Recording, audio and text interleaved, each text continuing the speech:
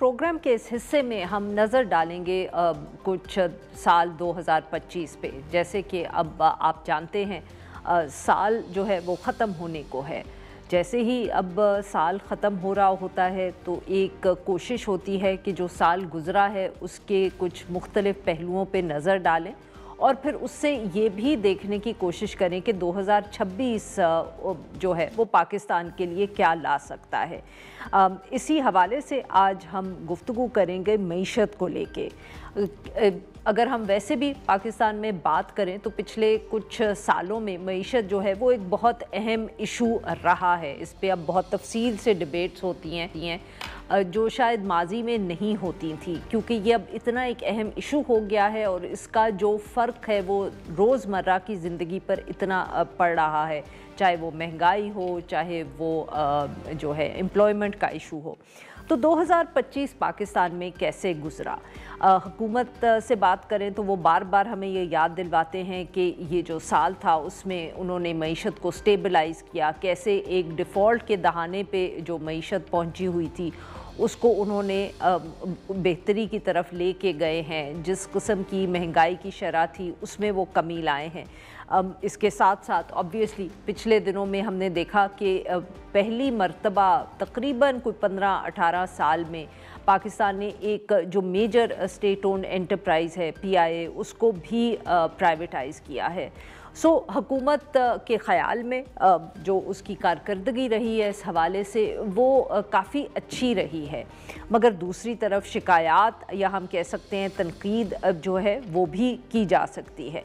एक तरफ बेरोज़गारी का जो इशू है इस पर भी बहुत जो नंबर्स हैं वो तसल्ली बिल्कुल भी नहीं देते। 3 बरस के अंदर हमें ये बताया गया है कि 30 लाख के करीब पाकिस्तानी जो हैं वो मुल्क छोड़ के चले गए हैं, क्योंकि बेरोज़गारी जो है वो मुल्क में इतनी ज़्यादा है। महंगाई भी उसकी शरह ज़रूर कम हो गई, पर जैसे बिलावल भुट्टो ज़रदारी साहब ख़ुद फरमाते हैं लोगों की जो परचेजिंग पावर है या क़ुव्वत ख़रीद है उसमें बहुत फ़र्क पड़ चुका है। मईशत स्टेबलाइज ज़रूर हो गई है जिसको हुकूमत कहती है, मगर इसके बावजूद अब ग्रोथ की तरफ क्या कोई इरादे हैं, कोई प्लान्स हैं, क्या वो कर पाएगी हुकूमत? इस हवाले से भी हुकूमत के ही कुछ जो लोग हैं वो कह चुके हैं ये बात बार बार कि शायद इसमें वो कामयाब नहीं हुए फ़ॉरेन डायरेक्ट इन्वेस्टमेंट जो है या सरमायाकारी मुल्क में लाने के हवाले से। ये सब इश्यूज़ हैं, इन पे बात करने के लिए आज हमारे साथ मौजूद अली खिज़र साहब, सहाफ़ी हैं, बिज़नेस रिकॉर्डर से वाबस्ता हैं, और हमें ज्वाइन किया खुर्रम हुसैन साहब ने, ये भी सहाफ़ी हैं और मुआशी अमूर पर बहुत गहरी नज़र रखते हैं। Welcome to the show gentleman. जी अली खिज़र साहब, आपसे गुफ्तगू का आगाज़ करेंगे। पहले अगर आपके ख़्याल में कि 2025 मईशत के लिए कैसा रहा, इस पे आप थोड़ी सी नज़र डालें और एक सिनॉप्सिस सा हमें बताएं। जी आरफा, जिस तरह आपने अपने इंट्रोडक्शन में कहा कि जी उससे स्टेबलाइजेशन तो यकीनन इस साल में आई है, और आप देखें तो स्टेट बैंक के रिजर्व बतदरीज बढ़े हैं। आपकी जो इन्फ्लेशन है उसमें बतदरीज कमी हुई है। जीडीपी ग्रोथ मोरलेस उतना ही रहा है, कुछ ज़्यादा उसमें बढ़ा नहीं है, लेकिन ओवरऑल कॉन्फिडेंस और स्टेबलाइजेशन के लिए बेहतर है। उसमें आप देखिए कि जियोपॉलिटिकल जो शिफ्ट आया है मई के अंदर, और ऑनवर्ड जो पॉलिटिकल विंड पाकिस्तान की तरफ चल रही है वो एक एक एक एक वेव ऑफ कॉन्फिडेंस दे रही है। हैविंग सेड दैट, जो वादे थे आपके फॉरेन डायरेक्ट इन्वेस्टमेंट के, उसमें से अभी तक मटेरियलाइज कुछ नहीं हुआ है। अब आखिरी दिनों में खबर आ रही है कि मार्च में गालिबन $1 बिलियन यूएई फौजी फर्टिलाइजर में फौजी फाउंडेशन में सॉरी वो दे देगा, तो उस पर हम बाद में बात कर सकते हैं। बट ये जो है अभी तक जो चीज़ जी है वो इस तरह है कि अभी तक इन्वेस्टमेंट नहीं आई। और आपने जो बात की, जो सबसे बड़ा इवेंट है वो साल के एंड में PIA की प्राइवेटाइजेशन है, जो एक जम्मू टूटा जिंक्स इज ब्रोकन। जी बिल्कुल ठीक। जी खुर्रम साहब, यही सवाल अगर हम आपसे करें कि 2025 आपके ख्याल में मईशत के हवाले से what were the key points, क्या आपके ख्याल में उसको what will you remember to 2025 as, जहां मईशत का सवाल है? अच्छा आरिफा, 2025 में दो मईशत में की जो बहुत बड़ी प्रॉब्लम्स थी पिछले 2-3 सालों से जो चल रही थी, उनका मुकम्मल खात्मा किया गया था।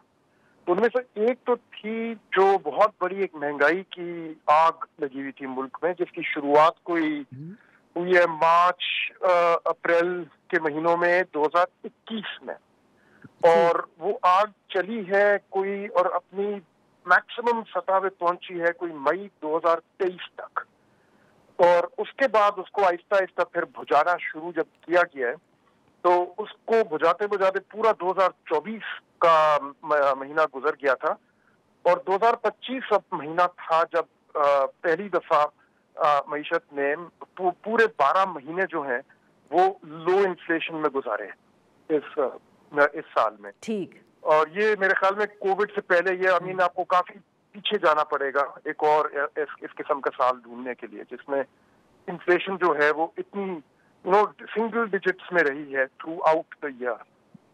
तो एक तो महंगाई की जो आग जो हिस्टोरिक इतनी बड़ी आग हमारी तारीख में कभी नहीं लगी, जो अभी हमने देखी है, जो 2021 से लेके 2023 तक पीक पे पहुंची है, फिर 2024 में बुझाया गया उसको, 2025 में फाइनली हम लोगों ने मईशत को जो है स्टेबलाइज किया महंगाई से।